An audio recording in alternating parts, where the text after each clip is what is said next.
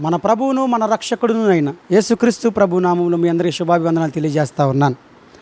ఆదికాండము 43వ అధ్యాయము 12వ వచనంలో, రెట్టింపు రూకలు మీరు తీసుకొనిడి మీ గోనెల మూతిలో ఉంచబడి తిరిగి వచ్చిన రూకలు కూడా చేత పట్టుకొని పోయి మరలా ఇచ్చివేయుడి, ఒకవేళ అది పొరపాటై ఉండును.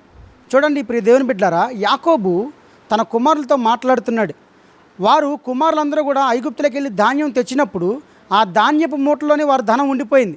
వారు ఇక్కడికి తీసుకొచ్చి గుమ్మరించినప్పుడు వారి ధనం అంతా కూడా అక్కడే ఉంది. అప్పుడు యాకోబు తెలుసుకొని అది పొరపాటే ఉండవచ్చు, వారి రోకలు కూడా తీసుకుని వెళ్ళిపోయి ఇచ్చేసేయండి, అలాగే మరలా ఆహారం కొనడానికి కూడా డబ్బులు తీసుకొని వెళ్ళండి అని చెప్పాడు. ప్రియదేవుని బిడ్డలారా, ఈ మాట చదువుతున్నప్పుడు నాకు జ్ఞాపకం వచ్చింది. నిజంగా యాకోబు దేవుని యందు భయభక్తులు గలవాడే. అవి పొరపాటే ఉండవచ్చును, వెళ్ళి వెనక్కి ఇచ్చేసేయండి ఆ రోకలని అని చెప్పి అంటా ఉన్నాడు. ఈరోజు దేవుని బిడ్డలమైన మనమందరం కూడా ఒకసారి గమనించండి. ఉదాహరణకు మనం ఉదయాన్నే టిఫిన్ తెచ్చుకుంటూ ఉంటాం, బయట ఒక 4-5 పొట్లాలు తెచ్చుకుంటున్నప్పుడు ఆ యొక్క పొట్లాలు కట్టేటువంటి వ్యక్తి కంగారులో 2 పొట్లాల్లో డబ్బులు తీసుకొని 3 పొట్లాలు డబ్బులు తీసుకోకపోతే ఆ డబ్బులు తెచ్చేసుకొని ఇంట్లో మనం ఏమనుకుంటున్నాం, 2 పొట్లాలకే డబ్బులు తీసుకున్నాడు, 3 పొట్లాలు డబ్బులు తీసుకోలేదు అని చెప్పి అన్నప్పుడు ఇంట్లో ఒక పండగ వాతావరణం నెలకొంటుంది. ఎక్కడా? విశ్వాసుల కుటుంబాల్లోనే. అయితే తల్లిదండ్రులుగా మీరేం చెప్పాలో తెలిసిన, యాకోబు చెప్పిన మాట చెప్పాలి.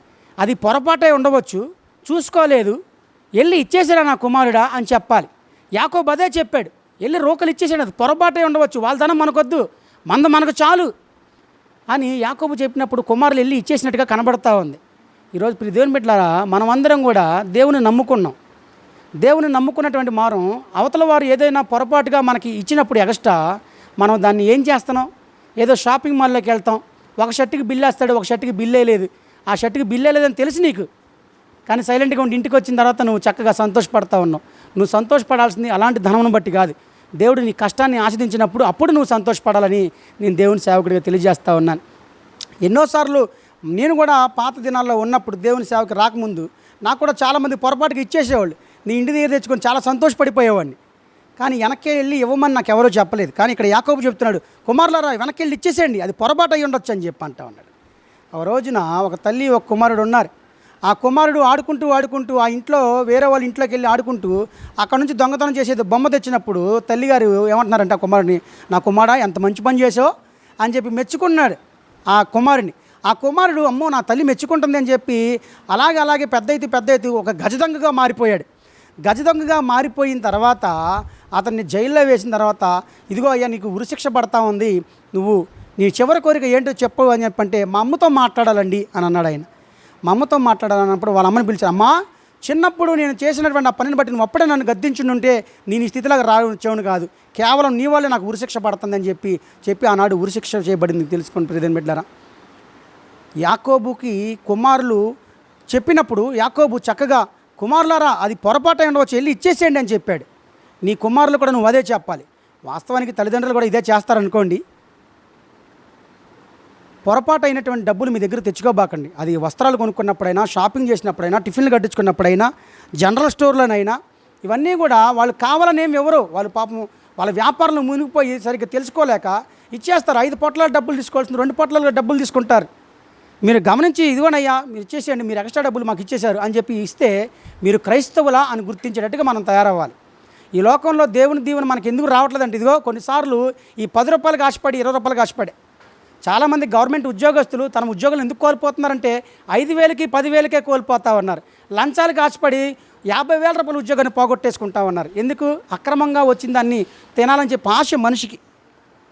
కాబట్టి జ్ఞాపకం చేసుకోండి, ఈరోజు చాలామంది కూడా అలాంటి వారిగానే ఉన్నారని మీరు గమనించాలి.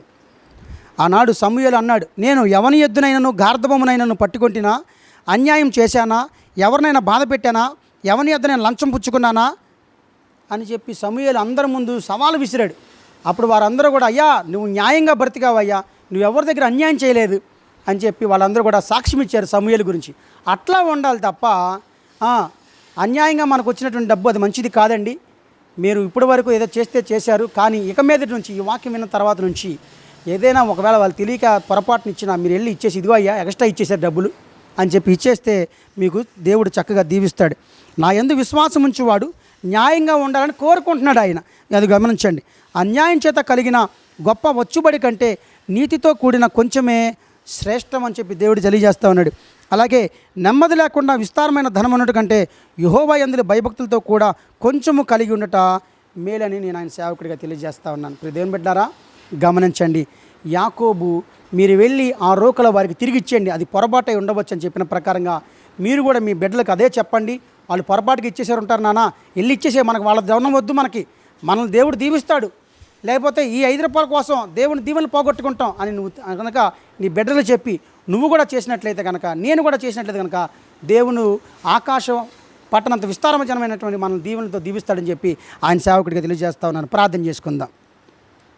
స్తోత్రములు తండ్రి, పరిశుద్ధుడు అయిన మా ప్రభువానికి వందనాలు, స్తోత్రాలు. నీ ఘనమైన నామమునకు మహిమయు ఘనతయు ప్రభావమును కలుగును గాక. నాయన, ఇప్పుడు దాకా ఇంతకుముందు కాలం దాకా మేము ఎన్నోసార్లు మాకు ఎవరైనా పొరపాటుగా ఇచ్చినా వాటిని తీసుకొని మేము దాచుకున్నాం తప్ప ఎప్పుడు కూడా వెనక్కి వెళ్ళి రిటర్న్ ఇచ్చినటువంటి దాఖలు లేవు, చెప్పేటువంటి నేనైనా వినేటువంటి ఎవరైనా సరే. కాబట్టి ఈరోజు ఈ వాక్యం వింటున్నటువంటి మేము ఇక మీదట ఎవరైనా ఒకవేళ పొరపాటున మాకు ఇస్తే మేము వారికి వెళ్ళి మరలా తిరిగి ఇచ్చేసి, దేవా ఇదిగో నీ వాక్యానికి విధేయతను చూపించి నేను చేశానని చెప్పి ఎవరైతే నీకు ప్రార్థన చేస్తారో వారిని ఆశీర్వదించమని, మెండుగా నిన్ను దీవించమని నీ సేవకునిగా వారి పక్షం ఉండి ప్రార్థన చేస్తూ ఉన్నాను. అలాగే అనారోగ్యంతో బాధపడుతున్న వారిని జ్ఞాపకం చేసుకోండి అయ్యా. ఉద్యోగాలు లేక బాధపడుతున్న జ్ఞాపకం చేసుకోండి అయ్యా. వ్యాపారాలు సరిగ్గా సాగక బాధపడుతున్న వారిని జ్ఞాపకం చేసుకోయ్యా. గర్భ ఫలం లేని వారిని జ్ఞాపకం చేసుకుని అయ్యా. బిడ్డలకు చదువుల్లో తోడి నడిపించేటువంటి ప్రయాణాల్లో తోడి నడిపించి ఆర్థికంగా ఆరోగ్యంగా బలపరిచి కావలసిన ఆహారము, వస్త్రములు, సంతోషములు, సమృద్ధిని దయచేయమని మా తండ్రి అయిన దేవునికి మా ప్రభువైన యేసుక్రీస్తు నామమున ప్రార్థించి వేడుకుంటున్నాము తండ్రి. ఆమేన్, ఆమేన్. ప్రియ దేవుని బిడ్డలారా, మీకు ఈ వాక్యము ఆశీర్వాదం ఉన్నది కనుక అనేకులకు ఈ వాక్యాన్ని అందించమని నేను దేవుని సేవకుడికి తెలియజేస్తాను. God bless you to all. షాలం to all.